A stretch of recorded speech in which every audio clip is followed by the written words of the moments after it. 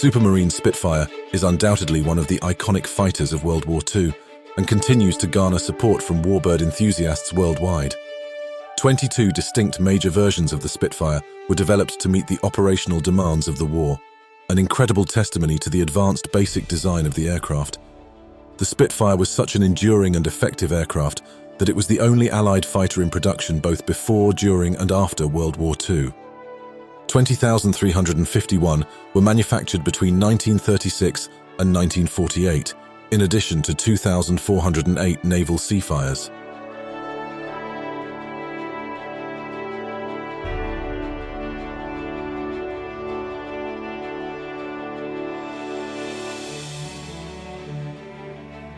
The Supermarine Aviation Works initially focused on marine aviation and established a productive relationship with the Royal Naval Air Service during World War I.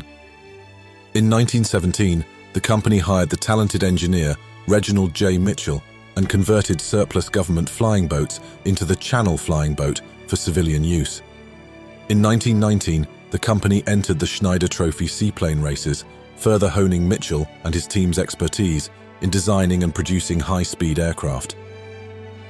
Then, in 1914, Supermarine's S4 entry for the Schneider races set a world airspeed record of 364.9 kilometers per hour, or 226.75 miles per hour, and the company secured the trophy for Britain with consecutive wins in 1927, 1929, and 1931. Shortly after the 1931 race, the Supermarine S6B set the world airspeed record to 655.67 kilometers per hour, or 407.5 miles per hour. During the 1920s, the company achieved success selling its single-engine Seagull and multi-engine Southampton flying boats, securing orders from both the Royal Air Force and the Royal Australian Air Force, with the latter operating the Seagull 3 and the improved Seagull 5, known as the Walrus in British service. In 1928, Vickers Armstrong took over Supermarine, but the company continued to operate under the Supermarine name.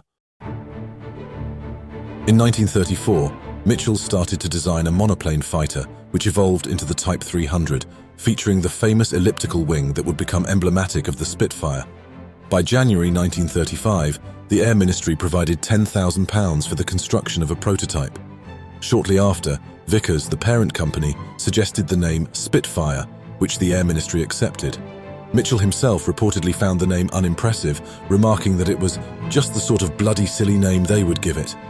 The prototype Spitfire, K5054, first took flight on March 5, 1936, and performed exceptionally well. It was delivered to the RAF for trials in late May 1936.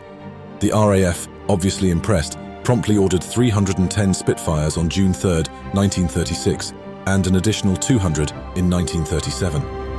By the time Britain entered the war in September 1939, over 2,100 Spitfires were on order. However, building the Spitfire, especially its complex wing structure, proved challenging for the workforce at the time, and production initially proceeded slowly. Nevertheless, during the summer of 1940, the RAF had just enough Mark I Spitfires, along with a larger force of Hurricanes, to successfully defend Britain during the Battle of Britain. The Spitfire became a beloved symbol for the British public, and sadly, its designer did not get to witness its rising success. R.J. Mitchell passed away from cancer in 1937. Engineer Joe Smith, responsible for the Spitfire's wing design, took over to oversee the aircraft's continuous development to keep pace with and surpass advancements in enemy fighter aircraft throughout the war. The Spitfire's elliptical wing, characterized by its lightweight yet robust construction, accommodated all armaments and the undercarriage. This allowed for improvements in armament, speed, service ceiling, and range, all while maintaining exceptional handling characteristics. There were advancements in superchargers, power output, and altitude performance for both the Merlin and the larger capacity Griffon engines that powered later Spitfire models. The Spitfire Mark 24, the final production model in 1948, was more than one-third faster, possessed almost double the rate of climb, featured 5 times the firepower, and weighed nearly twice as much as the Spitfire Mark I from a decade earlier. This remarkable fighter saw action on virtually every front, with nearly every Allied air force during World War II, and even after 1945. Australia's involvement with the Spitfire began in the United Kingdom, where around 30 Australian pilots served with Fighter Command during the Battle of Britain. Subsequently, in the UK, Australian squadrons operated RAF serialed Spitfires, with No. 453 Squadron notably providing air support in D-Day landings over Normandy in June 1944. One notable Australian Spitfire pilot attached to No. 234 Squadron during the Battle of Britain was Patterson Clarence Hughes. Pat was killed in action flying his Spitfire X4009 on the evening of September 7, 1940, after he had intercepted a Dornier 17 bomber taking part in a large-scale attack on London. He was posthumously awarded the Distinguished Flying Cross after claiming 17 victories, 3 of them shared, which makes him Australia's most successful Battle of Britain ace and third highest scoring Australian ace during the Second World War. The Japanese attack on Darwin in February 1942 underscored Australia's need for adequate air defence.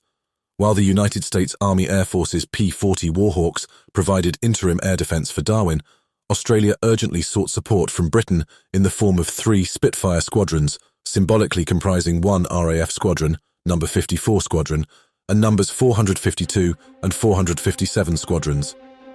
Personnel from the 3 squadrons arrived in Australia in August 1942 to form No. 1 Fighter Wing. However, their initial batch of Spitfires was redirected to North Africa to support Allied forces fighting Rommel. Spitfire Mark Vs finally began arriving in Australia in August 1942, and operational training commenced in November 1942. Starting in January 1943, with the relocation to the Northern Territory, No. 1 Fighter Wing assumed responsibility for the air defence of Northern Australia. Spitfire Mark 5Cs also equipped No. 79 Squadron, operating in the Vivigani, Goodenough Island, and Kirrawina Island regions, as well as No. 85 Squadron, based in Western Australia.